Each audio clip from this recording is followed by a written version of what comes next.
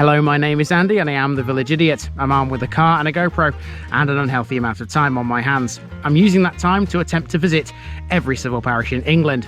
You're watching the Newark and Sherwood series, a district of 84 civil parishes right in the centre of Nottinghamshire. Come with me as we delve into one of them. Welcome back to Newark and Sherwood, everybody. Now, in this one, I had a choice with the route I planned. Do I go for the things on the road first, or do I walk up that footpath first to take me to the other end of the village? Normally, I go for landmarks first, don't I? And usually I come back down a footpath to end. Well, today, I feel like a change. We're going to go down the footpath first to the other end of the village and then work our way back. It'll be landmarks all the way. Welcome to Hallam.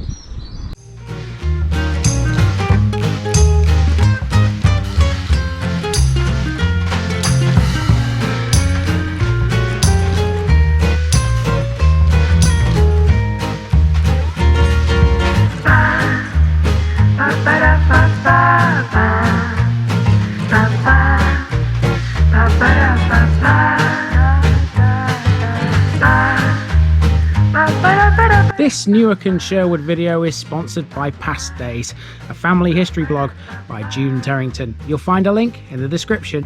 Here's my disclaimer for people who may be watching me for the first time. I say things as I would in my native accent and dialect. As a result, I may not pronounce things in the same way as the locals do. Remember, I'm a visitor. It's impossible to know everything. Leave me a comment, spin me a like, and bash that subscribe button. Let's get to today's parish video. Welcome to Hallam, and no, I don't mean Hallam as in South Yorkshire, I mean Hallam as in the village located just to the west of the town of Southwell in Nottinghamshire. It's a pleasant, well-built village, situated at the foot of a hill, and that hill is worth climbing for the views it offers. Having said that, you have to be prepared for a bit of mud in the winter and early spring months. Right in the middle of its main street is the church of St Michael the Archangel, notable for its medieval chancel arch and some fabulous stained glass. The village has one pub called the Waggon, which is the birthplace of a Nottinghamshire delicacy, the Nottinghamshire Pie, which was created by chef Roy Wood. To the north of the village on Halam Beck is an 18th century three-storied watermill, not too dissimilar to the one in Kirklington. It's one of a crazy number of listed buildings in and around the village, 17 in total, which include both the current pub and a former pub too. And Hallam is the birthplace of travel writer and academic Robert Macfarlane, best known for his books on landscape, nature, place, people and language. Educated at both Cambridge and Oxford, he's married to Julia Lovell, a professor of modern Chinese history and literature. So there's a bit to talk about here in Hallam, isn't there? Including that Nottinghamshire pie, which sounds delicious. Let's go and find it all.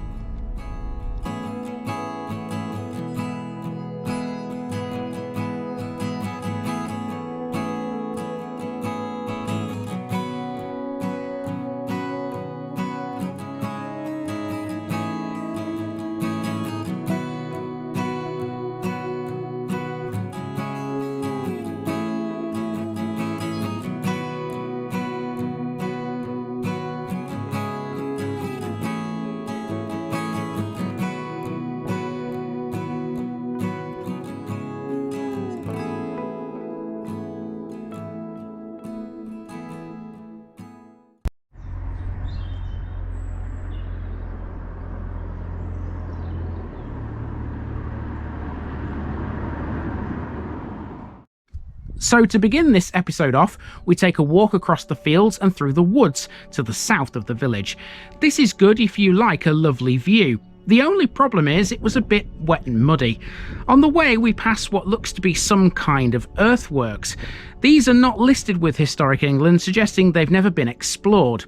An educated guess from seeing similar elsewhere, I reckon this is a moated site or something similar. The footpath starts to climb a hill sharply at this point as it makes for a wooded area at the summit. If only the weather wasn't so dull, the views up here are immense. Once in the wood, the hill then falls again sharply, and it's not an easy task to walk down it when it's muddy. The path runs in a diagonal fashion across another field towards the back of the church. Make no mistake about it, this was a worthwhile part of the walk, but it was extremely difficult to do.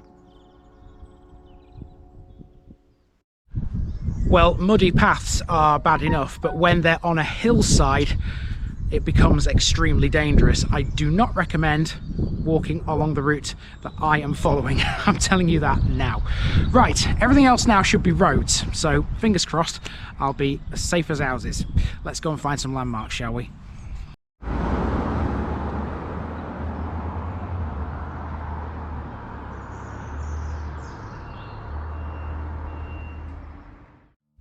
Our first major landmark is the village school.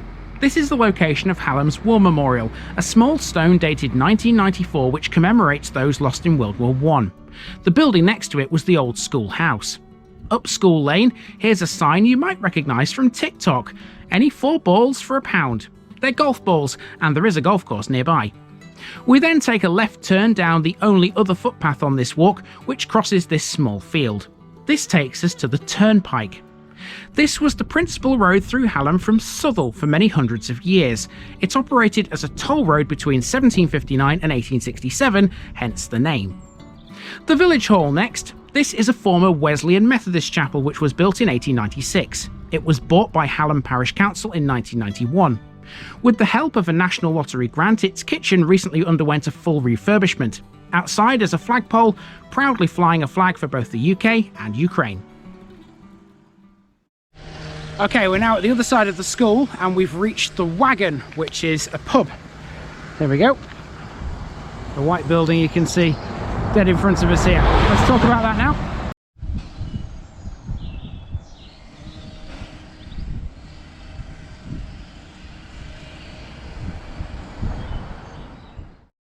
Famed for the Nottinghamshire Pie and formerly known as the Waggon and Horses, the Waggon was the first ever carbon neutral pub in the UK.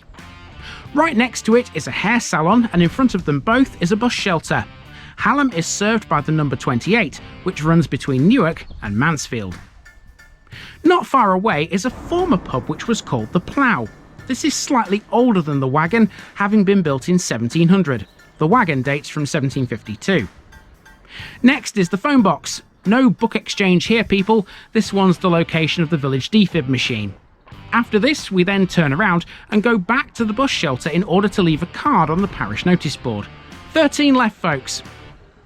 We follow this up by heading down the side of the Waggon and onto Back Lane. Now this is a tight, narrow residential street with some lovely red brick buildings. It's Nottinghamshire at its finest. Okay, so this is Back Lane. It forms a neat little loop which will take us onto Radley Road, and then from there it's a straight walk back through the village to where we began.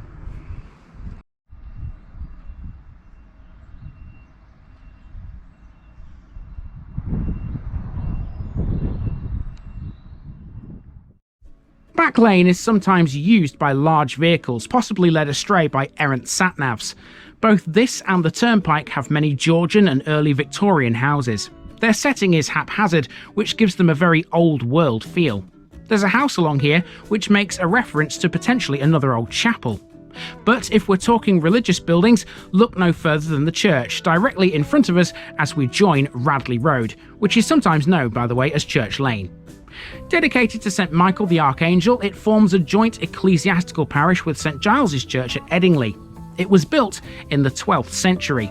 Its defining features are its short and stumpy tower and its lovely Norman chancel arch, much praised by Nicholas Pevsner. In its porch is the local food bank collection point. It has some fine examples of stained glass, including a 15th century Adam and Eve window in the chancel.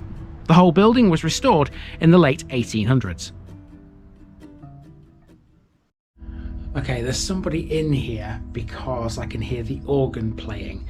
Now normally I don't like going in if there's somebody in there. However, I would love to have a listen to the organ. So let's just open the door a crack.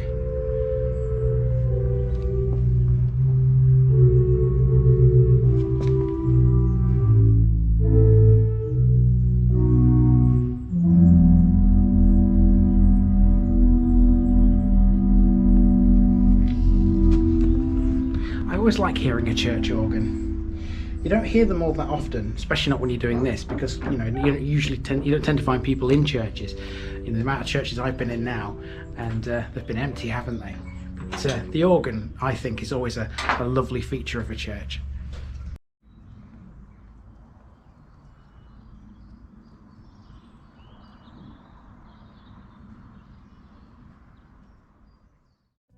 So let's head up Radley Road to finish. Here's a pet groomer's called Sydney Spa. This used to be a hair salon just a couple of years ago. Radley Road gets its name thanks to a lost village, Radley, and this was the road which ran towards it. It disappeared in Tudor times.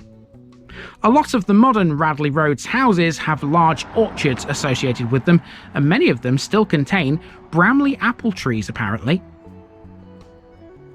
Our final area is a group of buildings and landmarks which are all to do with the Manor House. Here's a side street, for example, called Manor Fields. This building with the funky little wooden archway at its entrance is Manor Farmhouse. This has a pigeon cote and a barn in its grounds, both of which are listed. And lastly, the Manor House itself, sited on the final corner as you leave the village to the southwest. And it was at this point that the rain began to fall. Today's special section is a bit longer than usual because it's a combination of various things. Let's begin with the Nottinghamshire Pie. This was invented by a local chef, Roy Wood, in 2008. First served at the Waggon and Horses, as it was known back then, this goes by the alternative name of steak and Stilton pie.